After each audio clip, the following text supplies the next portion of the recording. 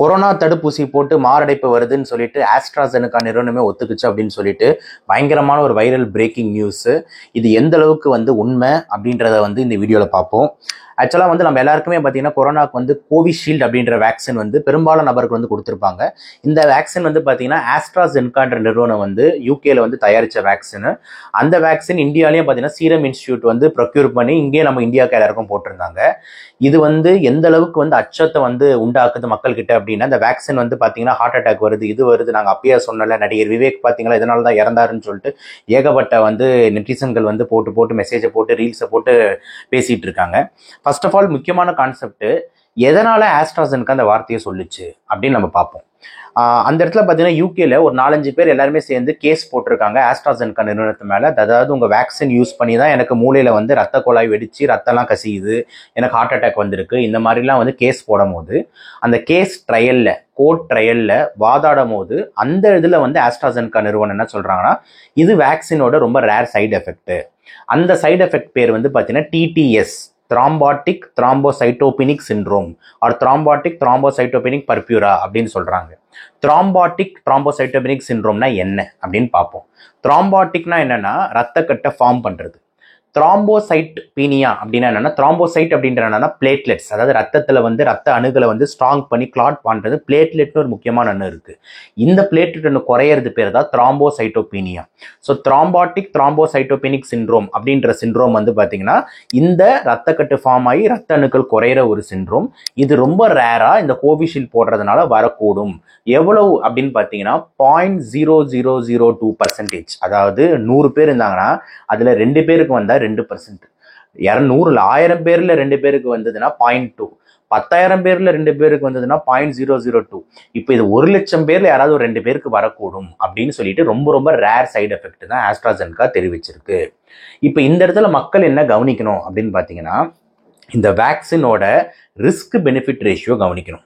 இந்த வேக்சின் போட்டதுனால ரிஸ்க் அதிகமாச்சா இல்லை பெனிஃபிட் அதிகமாச்சா அப்படின்னு எடுத்துக்கிட்டிங்கன்னா, பெனிஃபிட் தான் அதிகம், ரிஸ்க் இல்லை.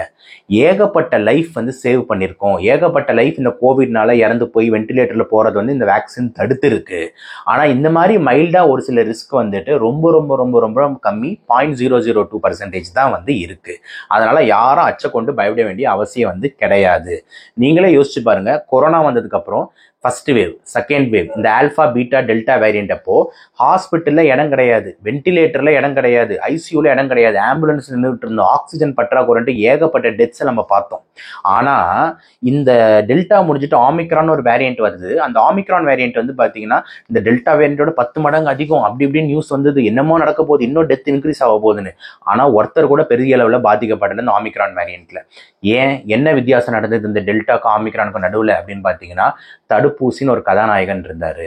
தடுப்பூசி இந்த டெல்டா வேரியன்ட்க்கு அப்புறம் இந்தியா ஃபுல்லா வேர்ல்டு ஃபுல்லா பார்த்தீங்கன்னா போட்டிருந்தாங்க.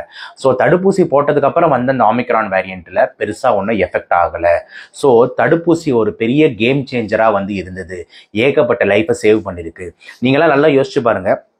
நம்மளுக்கு பார்த்தீங்கன்னா தாத்தாங்க காலத்தில் யானைக்கால் நோய் அப்படின்னு ஒன்று இருந்தது, ஃபைலேரியாசிஸ், பெரிய பெரிய கால் இருக்கும். இப்போ அந்த நோய் இருக்கா? இல்லை. அதே மாதிரி 90s கிட்ஸ் 80s கிட்ஸ்லாம் பாருங்க, நம்ம வீடு பக்கத்து வீட்டில் பார்த்தீங்கன்னா நிறைய பேர் கூணா இருப்பாங்க, நொண்டியா இருப்பாங்க அப்படின்னு வார்த்தைலாம் சொல்லி கேள்வி பண்ணி ஒரு நொண்டிடா, காலை நண்டி நண்டி நடப்பாங்க. அந்த நோய் பேர் போலியோ மைலைட்டிஸ். இப்போ அந்த போலியோ இருக்கா? இல்லை. இதெல்லாம் எப்படி சார் போச்சு?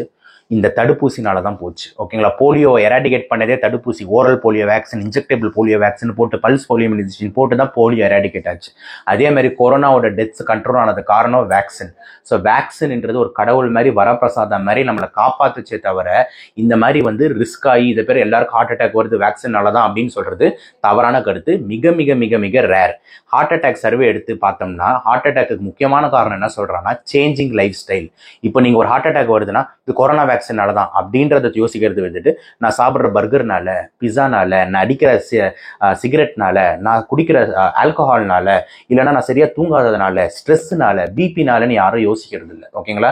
நீங்க இதெல்லாம் கரெக்ட் பண்ணீங்கன்னா இது ரொம்ப ரொம்ப நெக்லிஜிபிள் காசா வரும். இப்போ இந்த மாதிரி விஷயத்தெல்லாம் பண்ணிட்டு அதுக்கப்புறம் ஹார்ட் அட்டாக் வந்துருச்சுன்னா கண்டிப்பாக வரதானே செய்யும். ஸோ நம்ம இந்த வேக்சின் பார்த்தீங்கன்னா ஒரு தவறான பிரச்சாரம் போகுது, அப்படி போகக்கூடாது. ஏன்னா அடுத்த ஒரு பேண்டமிக்கோ இல்லை திருப்பி பறவை காய்ச்சல் பேண்டமிக்காக மாறிச்சுன்னா அப்போ தடுப்பூசி போடும்போது பல பேர் பயப்படுவாங்க. அதனால தவறான பிரச்சாரத்தை பண்ணாதீங்க. தடுப்பூசி நம்மளை காப்பாற்றி இருக்கு. கண்டிப்பாக நம்ம உயிரை வாங்கலை.